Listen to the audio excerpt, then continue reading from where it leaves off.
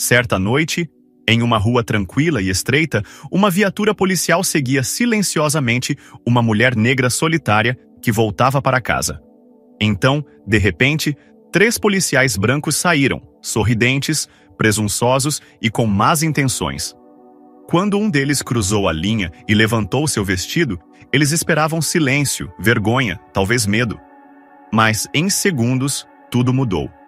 Eles escolheram a mulher errada, e aqueles 3 policiais nunca se esqueceriam disso.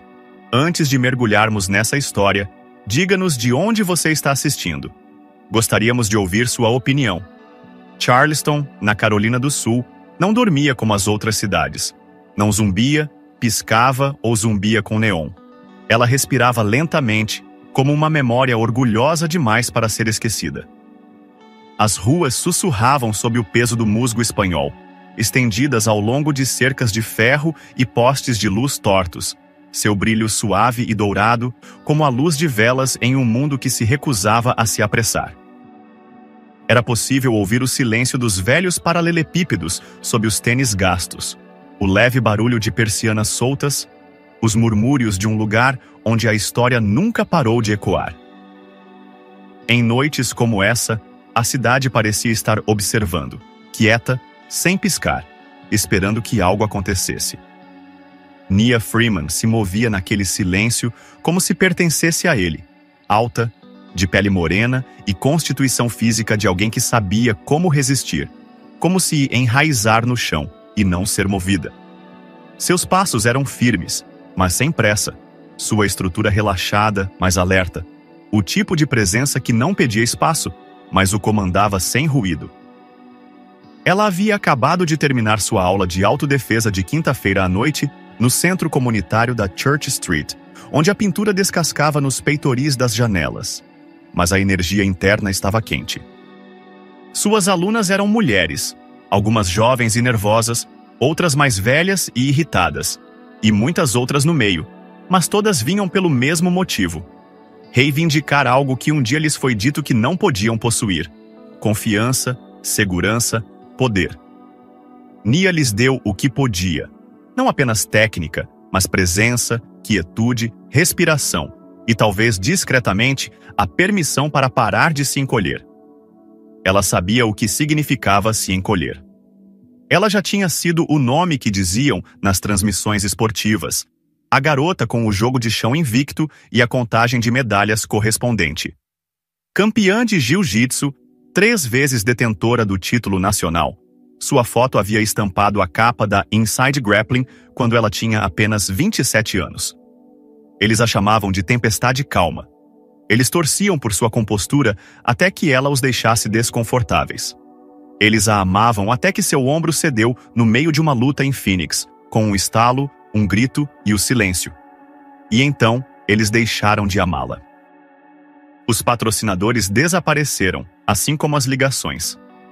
Em seguida, vieram as histórias. Difíceis, reservadas, difíceis de administrar.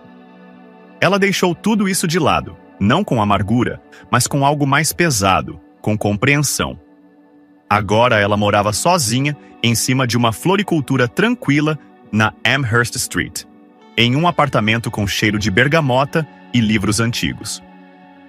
Ela preparava seu café forte, forrava suas janelas com suculentas e aprendeu a ocupar o espaço de uma forma que não exigia câmeras ou tapetes. Sua rotina era simples: ensinar, caminhar, descansar, repetir. Esta noite, ela usava um vestido cinza de algodão que chegava até os joelhos, sua bolsa de treinamento pendurada em um dos ombros, tênis brancos desgastados nas laterais, uma bolsa de lona cheia de almofadas de espuma, fita adesiva e uma pasta de folhas de presença.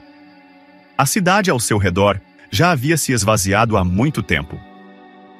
A pequena lavanderia pela qual ela passou estava escura, com o letreiro aberto 24 horas, zumbindo meio morto. A igreja da esquina havia trancado o portão às 20 horas em ponto. Um gato de rua atravessou a calçada e desapareceu entre 2 lixeiras. E mesmo assim, Nia caminhou, não rapidamente, não com medo, apenas intencionalmente, o tipo de caminhada que uma mulher, aprende a dominar quando passa tempo suficiente sabendo que seu corpo está sendo observado. O tipo de caminhada que diz: "Não estou aqui por sua curiosidade." Essa era a Charleston dela. Não as carruagens puxadas por cavalos ou os sotaques doces e açucarados que disfarçavam a hospitalidade enquanto escondiam olhares de lado.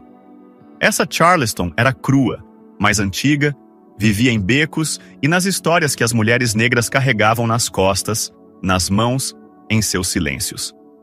Nia conhecia o ritmo desse lugar. Ela sabia quais portas ficavam destrancadas depois da meia-noite, quais caixas de correio nunca tinham sido consertadas, quais luzes sempre piscavam na faixa de pedestres perto da Prescott Avenue. Havia conforto nesse tipo de familiaridade, mesmo nas noites em que o ar mudava, quando se tornava um pouco mais apertado, como uma respiração presa. Esta noite parecia ser uma dessas noites, mas ela não disse o nome, não ainda, não em voz alta. Ela continuou caminhando, respirando, ouvindo, não apenas a cidade, mas aquele zumbido silencioso dentro de si mesma que nunca havia se desligado totalmente, a parte dela que ainda sabia como se preparar. Ela o sentiu antes de vê-lo, uma mudança no ar que não pertencia à brisa ou à noite. Era mais silencioso do que o perigo, mas mais alto do que a paz, como o momento imediatamente anterior ao tombo de um copo na borda de uma mesa. Seus ouvidos captaram o zumbido sutil de pneus rodando lentamente atrás dela, sem sirenes, sem luzes, apenas presença, aquele tipo de presença pesada que deve ser notada sem ser nomeada. Ela não se virou, não parou, apenas ajustou a bolsa de treinamento pendurada no ombro e continuou caminhando com a respiração firme, a estrutura ereta, mas algo dentro dela se enroscava, pronto. A viatura se arrastava atrás dela, a uns 6 metros de distância, com o motor ronronando baixo, baixo demais para uma patrulha de rotina. Nia conhecia essa dança. Ela já a tinha visto antes em estacionamentos e cantos tranquilos, em histórias que as mulheres sussurravam sobre tapetes dobráveis e pulsos machucados. Ela não precisava adivinhar em que tipo de noite isso estava se transformando. "Puxa vida", disse uma voz vinda da janela aberta do passageiro, com um sotaque sulista impregnado de algo mais suave, talvez arrogância. "Você não é uma figura andando sozinho desse jeito?" Ouviu-se uma risada do lado do motorista, mais aguda, mais velha. "Um pouco tarde para um passeio, querida. Seu homem a deixou sair tão tarde ou está se esgueirando por aí?" O tom não era amigável, era uma isca, e eles não estavam esperando por uma resposta. Estavam andando em círculos. O ritmo de Nia não mudou, seu olhar permaneceu para frente. Ela virou a esquina da Ellsworth, como sempre fazia. O mesmo aconteceu com a viatura. A rua se estreitava, ladeada por muros baixos de pedra e carvalhos inclinados como velhos com segredos pesados. Ela podia senti-los agora, 3 deles. Ela vislumbrou suas silhuetas no brilho das luzes que passavam. Kyle Grant era o motorista, um homem pesado, de 40 e poucos anos, o tipo de homem que usava seu distintivo como uma fivela de cinto em um rodeio. Mason Tuck era o espingarda, alto, arrogante, com uma cicatriz desbotada em uma das bochechas que parecia ter vindo de uma luta que ele perdeu, mas mentiu sobre ter vencido. E havia o novato, Rory Bell, jovem, pálido, observando tudo com muita atenção, como se ainda não tivesse decidido se queria ser o tipo de homem que eles eram. Outro comentário cortou o silêncio. "Você está andando assim de propósito ou só está tentando chamar a atenção de alguém?" Mason se inclinou para fora da janela agora, sua voz subindo com o prazer da performance. "Droga, você é um garanhão, não é? Esse vestido está lhe fazendo todo tipo de favor." Mesmo assim, Nia não disse nada. Não porque estivesse com medo, mas porque havia aprendido que algumas batalhas eram vencidas quando se deixava o outro lado pensar que tinha o controle por enquanto. Ela se virou novamente, indo em direção ao cruzamento onde a floricultura ficava na sombra. Ela estava a 2 quadras de casa. A viatura avançou lentamente, depois parou. A porta do passageiro se abriu com um lento ruído que deveria ser ouvido. Mason saiu como se tivesse todo o tempo do mundo. Suas botas batiam na calçada enquanto ele caminhava ao lado dela, com uma mão enfiada no cinto e a outra balançando facilmente ao seu lado. Ele acompanhou o ritmo sem perguntar. "Você me parece familiar", disse ele, sem nem mesmo fingir que estava escondendo o sorriso que lhe curvava o lábio. "Eu já o vi antes. Você não estava na TV ou algo assim? Aquela coisa de luta, karatê ou judô ou algo estrangeiro?" Nia continuou andando. Ele estalou a língua. "Vamos lá, não seja assim. Só estou tentando ser amigável. É raro termos uma garota morena e bonita como você andando por este lado da cidade depois de escurecer. Muito raro." O maxilar dela se contraiu, mas seu passo nunca foi interrompido. "Sabe?", continuou ele, agora se inclinando um pouco, com a voz caindo para um sussurro que pretendia ser sujo. "Uma mulher com um vestido como esse, dando ideias às pessoas, pode fazer um homem pensar que você está procurando um pouco de atenção." E então, sem aviso prévio, ele puxou a bainha do vestido dela para cima. Seus dedos se curvaram em direção à bainha do vestido dela, puxando-a levemente, apenas o suficiente para violar. Apenas o suficiente para provar que ele podia. Rápido como uma piada, como algo que os meninos faziam nos vestiários antes de aprenderem o peso do silêncio das mulheres. Não um agarrão, não violento, mas o suficiente.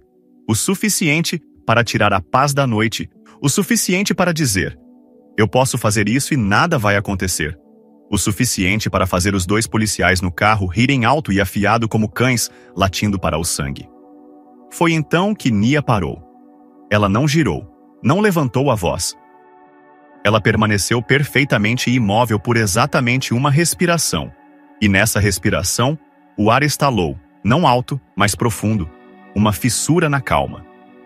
Ela se virou lenta e deliberadamente e olhou para ele, não para suas mãos, não para seu distintivo, nem mesmo para seu rosto, seus olhos. E o que ele viu nos olhos dela o congelou no meio do sorriso. O riso em sua garganta morreu. Ele mudou de peso de repente, inseguro. "Relaxe", disse ele, com a voz um pouco trêmula. Era uma piada. Nia deu um passo em direção a ele. "Não", disse ela, sua voz firme e baixa como um aviso sussurrado através do cascalho. "Você não pode brincar sobre mim." Atrás dela, o motor da viatura roncou, mas nenhum deles se mexeu. Ainda não. Mason não teve tempo de reagir. Antes que a próxima palavra pudesse passar por seus dentes, Nia se aproximou, com os ombros erguidos, o pé plantado, a mão para a frente, prendendo o pulso dele com um estalo como o de galhos secos sob o peso. Uma torção, um giro de quadril, e toda a estrutura dele se dobrou para dentro. Ele ofegou, não de dor, mas de incredulidade quando seus joelhos encontraram o asfalto e sua bochecha raspou o cromo.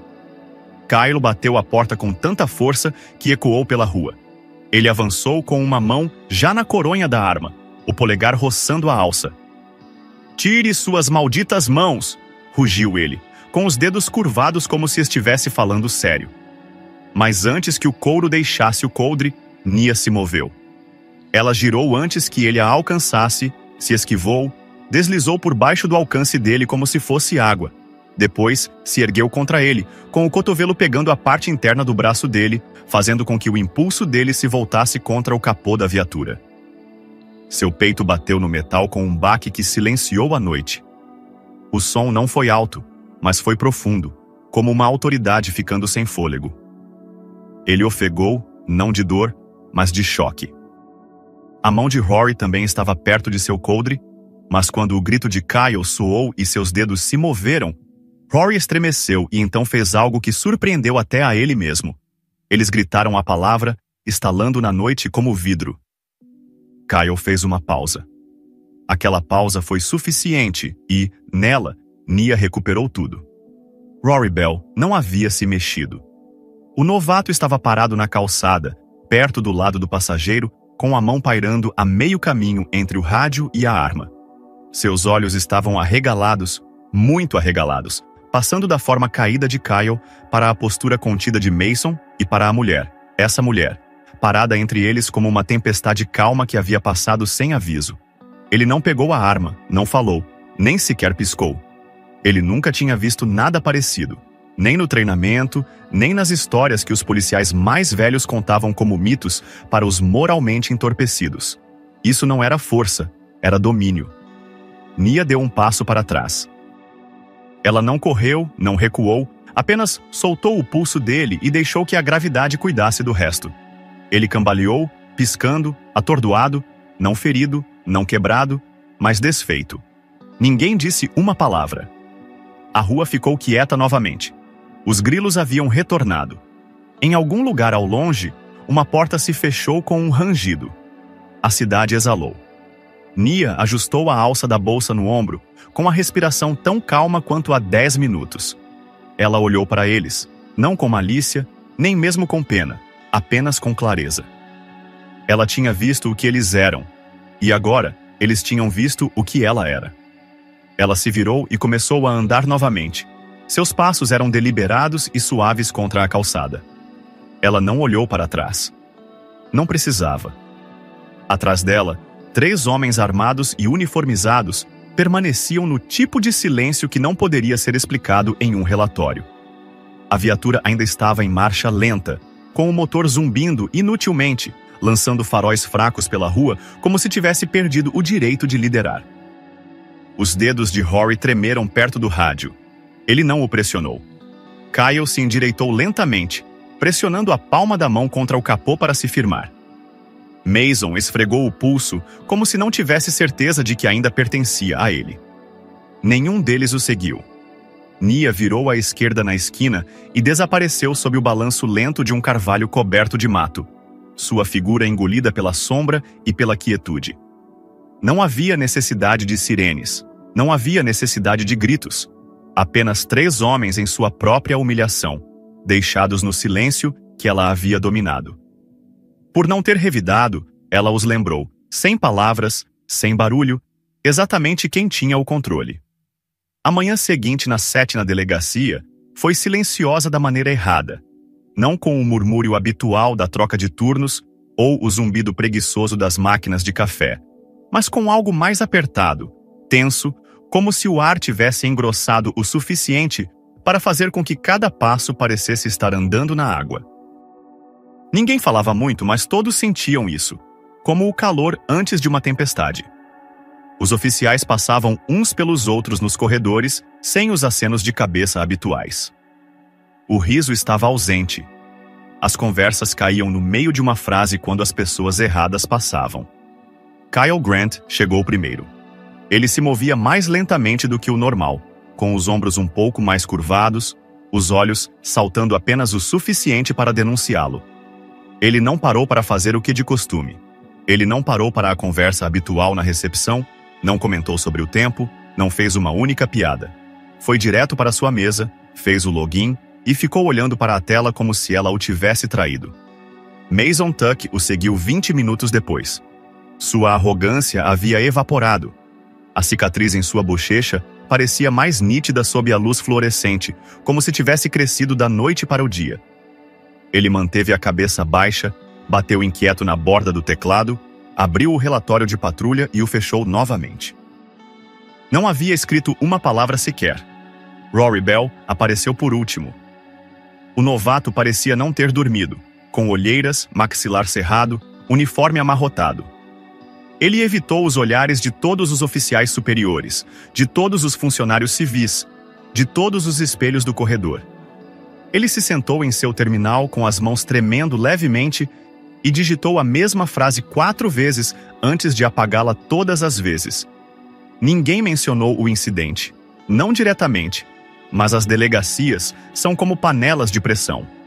O silêncio não fica quieto por muito tempo. Ao meio-dia, surgiu a primeira rachadura. Um relatório surgiu no sistema interno, observando uma lacuna nos registros de patrulha para a unidade 7B entre 22h45 e 12h20. Nenhuma atividade foi registrada, nenhuma parada de trânsito, nenhuma chamada de rádio, nenhuma verificação da comunidade. O rastreamento por GPS mostrou um movimento lento pelas ruas residenciais perto de Ellsworth e Amherst, mas nada foi registrado, nenhuma explicação. Então veio o e-mail. Ele foi parar na caixa de entrada da Divisão de Supervisão Interna, sem assinatura, sem remetente, apenas uma única linha no corpo da mensagem. Verifique os registros da unidade 7B de ontem à noite. Ela não estava assustada. Você deveria estar. A tenente Cíntia Moreno leu a mensagem 2 vezes. Ela era conhecida no departamento não por suas opiniões fortes, mas por sua memória afiada e seus instintos mais aguçados. 22 anos em assuntos internos, não se abala facilmente. Ela não respondeu à mensagem, não a mencionou a ninguém, ainda não. Simplesmente abriu os registros do 7B e começou uma análise silenciosa e metódica. A câmera do painel do veículo havia sido desligada durante a janela em questão. As imagens das câmeras corporais de Mason e Kyle mostravam uma lacuna de dados, uma exclusão inexplicável que não estava de acordo com o protocolo. O feed de Rory, no entanto, ainda mostrava um breve trecho antes da suspensão automática da câmera, vislumbres de lâmpadas de rua, a silhueta de uma mulher se afastando, nenhum som, nenhuma violência, apenas presença, sem remorso, inabalável. Cíntia marcou a filmagem e salvou o e-mail anônimo. Ela abriu um novo arquivo, revisão preliminar, unidade 7B, possível má conduta, encontro civil não relatado. De volta ao bullpen principal, a onda havia se tornado uma corrente. Alguém da central sussurrou sobre a falta de um registro de incidente. Um técnico júnior dos registros mencionou de improviso que o rastreamento do GPS de uma viatura não correspondia ao relatório pós-turno. Um policial de outra delegacia que havia treinado com Rory lhe enviou uma mensagem de texto. "Você está bem, cara?" As palavras estavam ficando estranhas. No final da tarde, o silêncio já não era apenas silêncio, era evitação. Kyle não participou do jogo de pôquer no final do turno na sala de descanso. Mason não foi almoçar. Rory pediu para ser dispensado mais cedo, alegando uma emergência pessoal. Ninguém questionou, ninguém o impediu, mas as pessoas estavam observando. Um sargento passou por Cíntia no corredor e disse: "Eles não estão com medo de serem pegos, estão com medo porque algo mudou." Ela não respondeu, mas não precisava. Ela não respondeu, mas não precisava. Ela já tinha visto isso antes em diferentes delegacias, em diferentes casos, aquele momento em que o poder escapava pelas fendas e ninguém conseguia explicar o motivo. Dentro de seu escritório, o arquivo do caso permanecia aberto em sua mesa. A viatura ainda estava no estacionamento do departamento, silenciosa e empoeirada, com o registro do turno incompleto. Em algum lugar da cidade, a mulher que não quiseram nomear continuava fazendo seu percurso, sem se incomodar, sem pressa. Eles tentaram transformá-la em um aviso, mas em vez disso, ela se tornou um espelho. E agora, ninguém na 7 na delegacia conseguia desviar o olhar. A ruptura não veio com uma confissão, mas com uma oscilação de estática em uma velha fita de vigilância. Uma lavanderia na Market Street, a 2 quarteirões de onde tudo aconteceu, tinha uma câmera antiga montada logo acima do toldo, com o objetivo de impedir vândalos, mais do que capturá-los. A lente estava arranhada e a imagem granulada, mas ela funcionava 24 horas e era carregada automaticamente para um sistema de nuvem de terceiros, sem ser tocada pelas mãos do departamento. Ela capturou a rua, a calçada, a viatura e, no canto do quadro, a silhueta de uma mulher alta em um vestido cinza caminhando sozinha. Depois, uma pausa. Uma figura saiu do lado do passageiro. Outra forma se juntou a ela. O momento se desenrolou em silêncio, sem áudio, sem ângulos próximos o suficiente para condenar, mas o gesto foi claro. O movimento de um pulso, a mudança de tecido, a quietude dela, a proximidade dele e, em seguida, a vez dela. Essa filmagem chegou aos assuntos internos no final da semana. Ao mesmo tempo, o analista de TI da delegacia detectou algo mais profundo, um registro de acesso irregular do sistema de câmera corporal do policial Mason Tuck. A exclusão da filmagem daquela noite foi realizada remotamente, fora da rede principal, às 2h13 da manhã, bem depois de os policiais terem batido o ponto. A solicitação não veio de uma estação de trabalho oficial, mas foi encaminhada por meio de um dispositivo pessoal, ligado ao endereço IP residencial de Tuck. Tuck, que anteriormente tinha acesso ao sistema de back-end durante um curto período de rodízio de TI, manteve as credenciais de login que a maioria dos policiais nem sabia que existiam. O relatório chegou à mesa da Tenente Moreno com a linha de assunto: violação de protocolo, revisão imediata recomendada. Ela não sorriu, não suspirou, apenas pegou sua caneta e acrescentou uma única linha ao crescente arquivo do caso: suspeita de adulteração intencional. Na manhã seguinte, os 3 policiais foram convocados separadamente.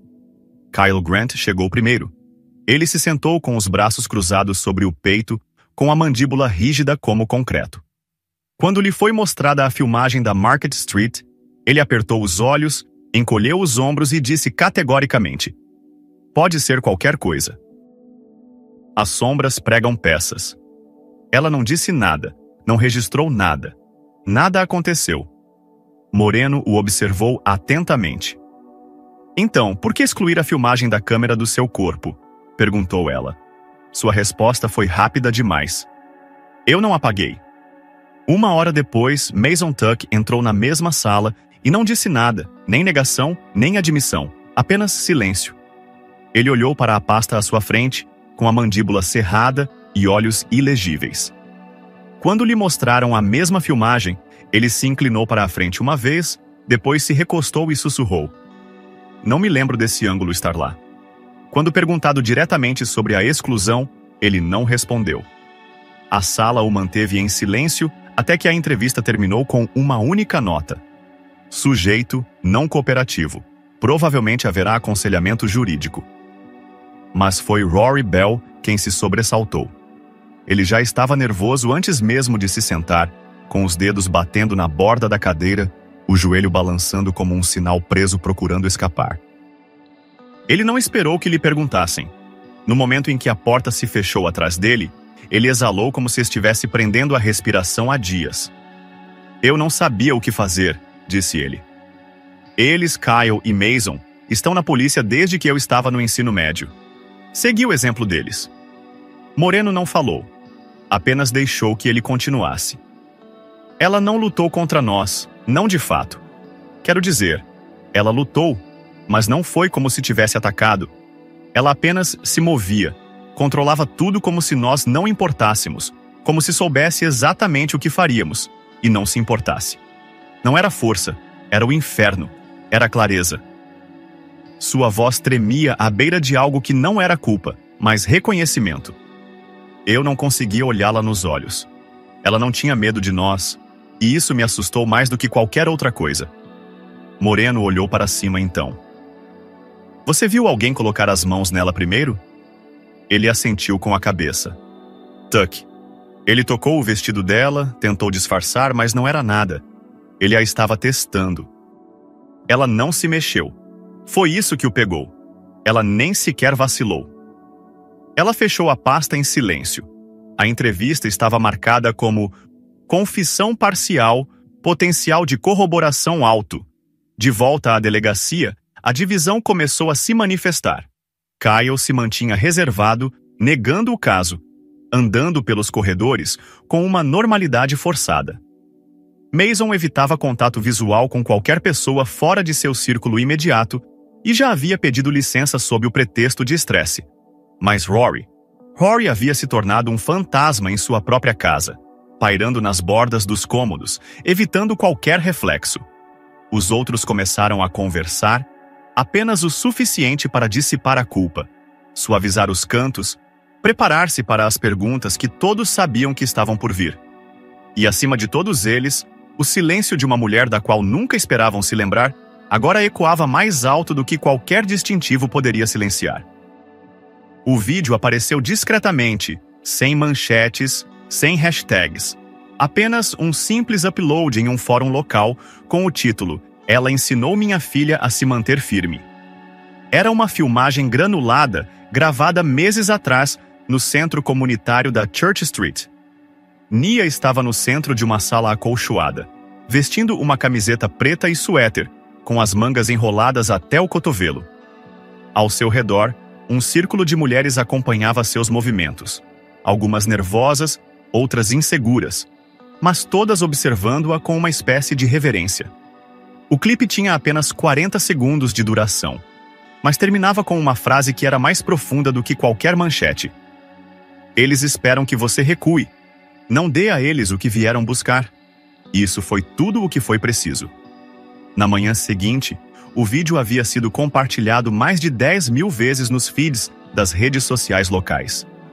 Alguém a reconheceu de uma luta de jiu-jitsu transmitida anos atrás.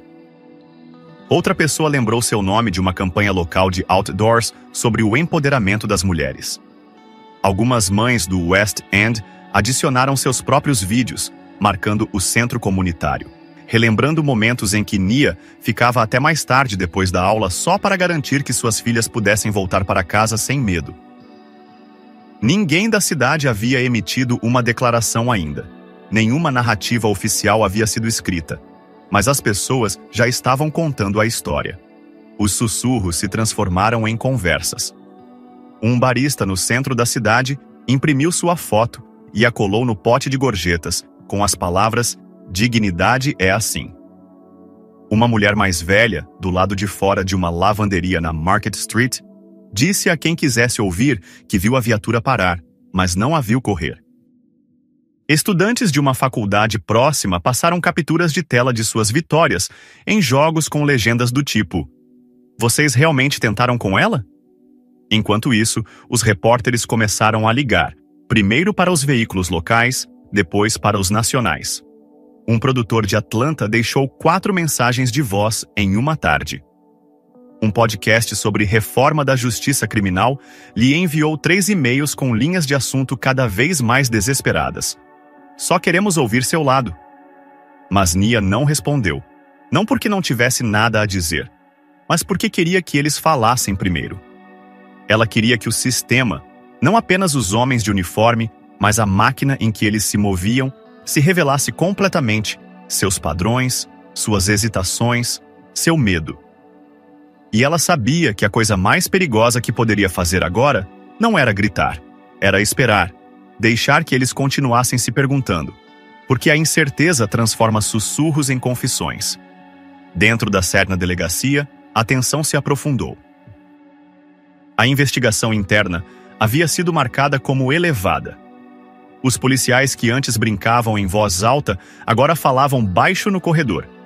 Um sargento de patrulha foi ouvido dizendo: "Não fale mais no nome dela aqui. Não vou arriscar minha aposentadoria por causa dessa bagunça."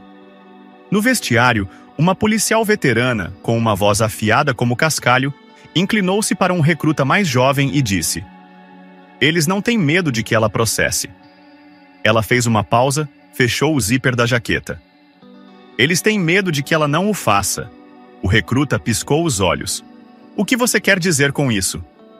Ela ajustou o distintivo, depois olhou diretamente para ela.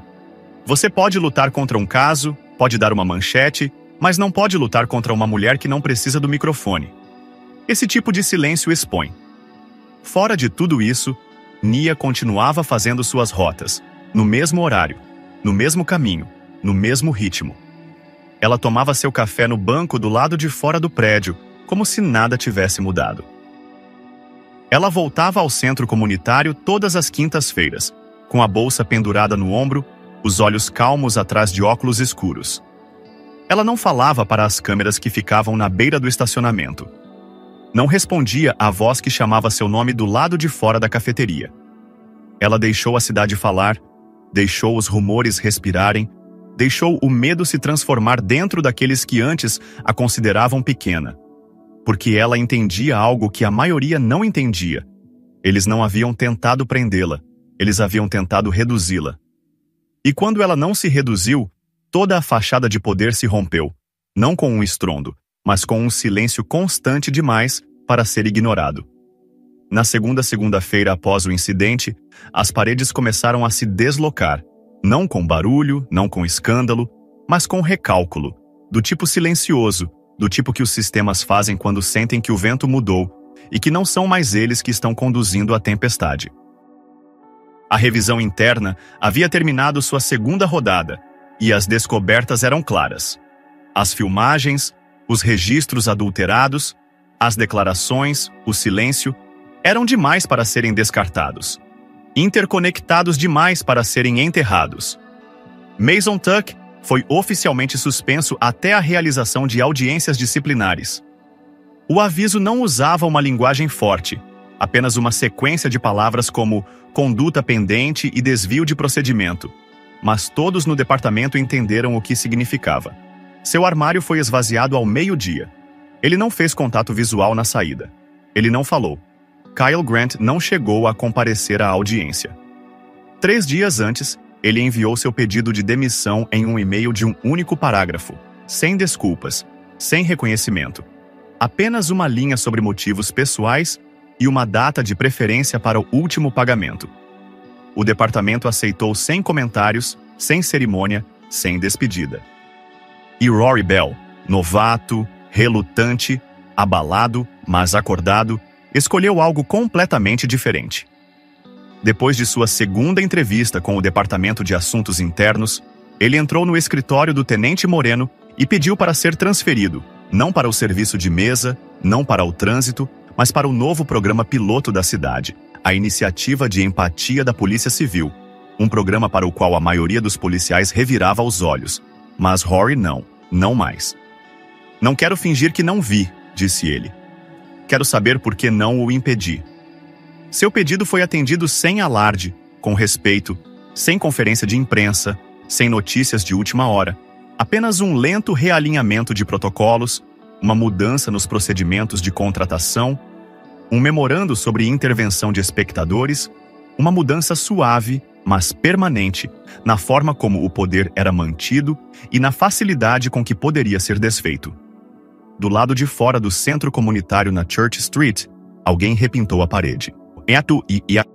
O antigo mural, desgastado e rachado, já havia mostrado um grupo de mulheres praticando posturas juntas.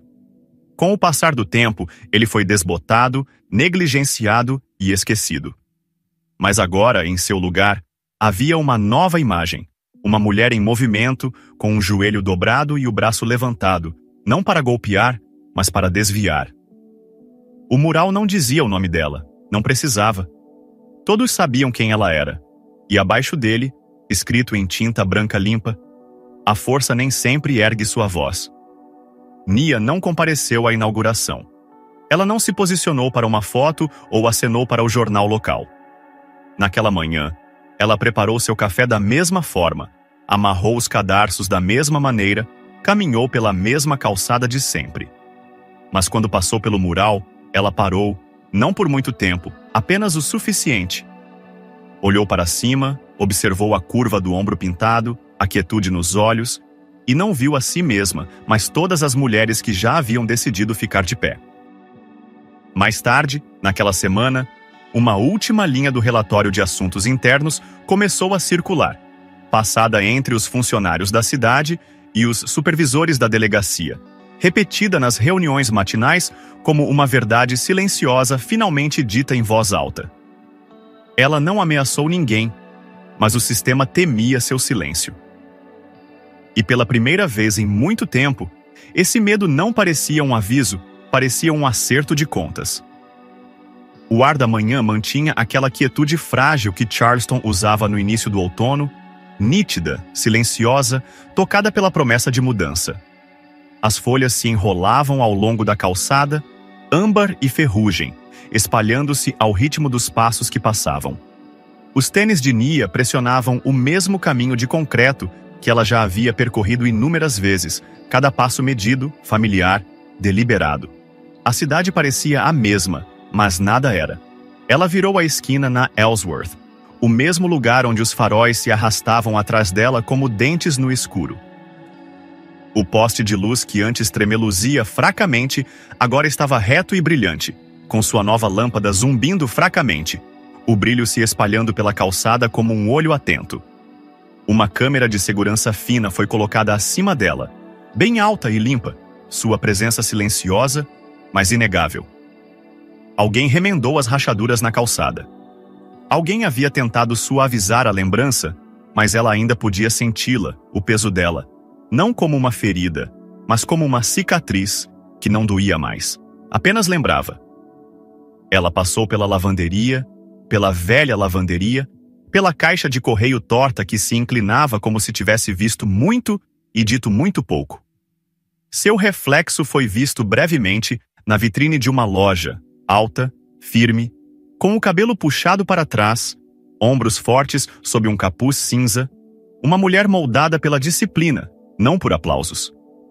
Ela não fez nenhuma pausa, não olhou para trás. O mural próximo ao centro ficou visível no momento em que o sol rompeu a borda dos telhados, lançando ouro sobre a parede pintada. Sua imagem estava lá, com o movimento congelado no meio do caminho, uma postura de graça sobre a força, de equilíbrio sobre o medo. Mas ela não parou para admirá-la. Não se tratava mais dela. Na esquina seguinte, uma criança segurava a mão da mãe e observava Nia passar. Seus olhos se encontraram por um segundo. Nada foi dito, apenas um leve lampejo de compreensão, um reconhecimento que não precisava de nomes. E Nia continuou caminhando, um pé e depois o outro, em direção à luz, à manhã, a cidade que agora carregava sua história, quisesse ou não, sem destino escrito, sem declaração necessária, apenas a certeza tranquila de uma mulher que nunca precisou de permissão para seguir em frente. Via roar, sem saber que o destino o está levando de volta ao homem que mudou tudo. Junte-se a nós para compartilhar histórias significativas, clicando nos botões curtir e se inscrever. Não se esqueça de ativar o sino de notificação para começar seu dia com lições profundas e empatia sincera.